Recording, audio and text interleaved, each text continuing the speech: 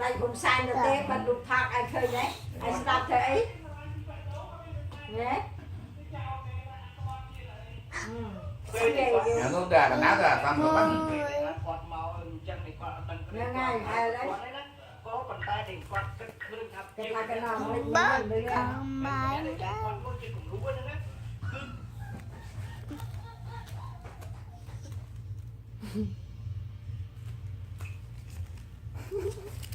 khơi đại sư rụp anh chê cái gì nào gọi chuyện nọ mơ tẹt kia mơ rụp thọt mơ ấy mình nhá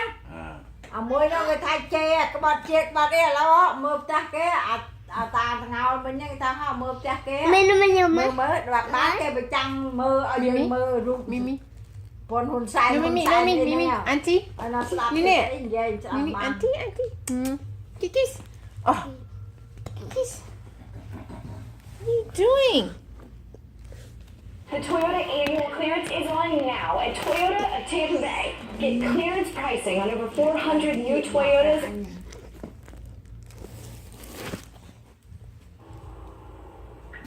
But ខ្ញុំបានឃើញថាសវុតសូមគោរពបងប្អូនជនជាតិខ្មែរ của mà này là ព្រះសង្ឃជាទីសក្ការៈថ្ងៃនេះខ្ញុំសូមបញ្ចេញជាយោបល់និងប្រតិកម្មខ្លះចំពោះអំពើខុសឆ្គងរបស់មន្ត្រីនៅក្នុងរដ្ឋាភិបាលហ៊ុនសែនជាពិសេសលោកហ៊ុនសែនខ្លួនឯងផ្ទាល់ដែលបានប្រើអំណាចរបស់ខ្លួនតាមរយៈមាត់ដើម្បីដកប្រធានមន្ត្រីសុខាភិបាលមួយរូបឬមួយក្រុមដែលពុំមានកំហុសអ្វីទាល់តែសោះដោយលោកហ៊ុនសែនបានយល់ឃើញថាអាចារ្យអេដែលជាជនទុរយុទ្ធមួយរូបណាចាស់ក្បាលហើយក៏ប៉ុន្តែបានទៅប្រព្រឹត្តអំពើស្មោកគ្រោកនៅឯប្រទេសកម្ពុជាដើម្បីធ្វើយ៉ាងណា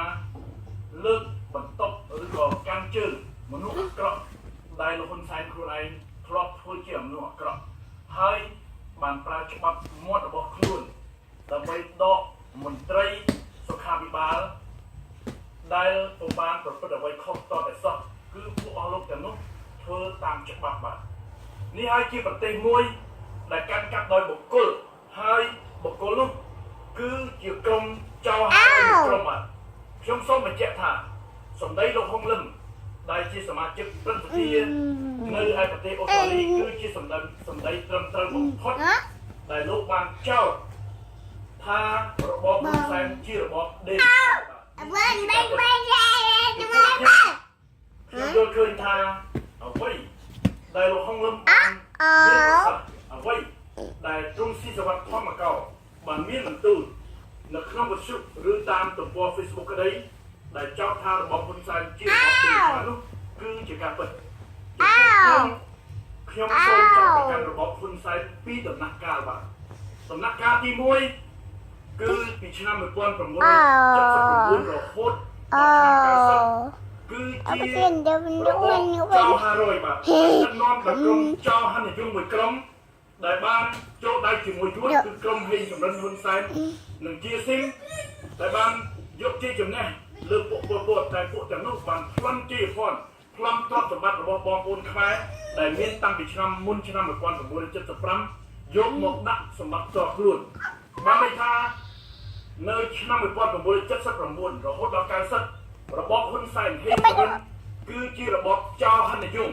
ដែលដឹកនាំ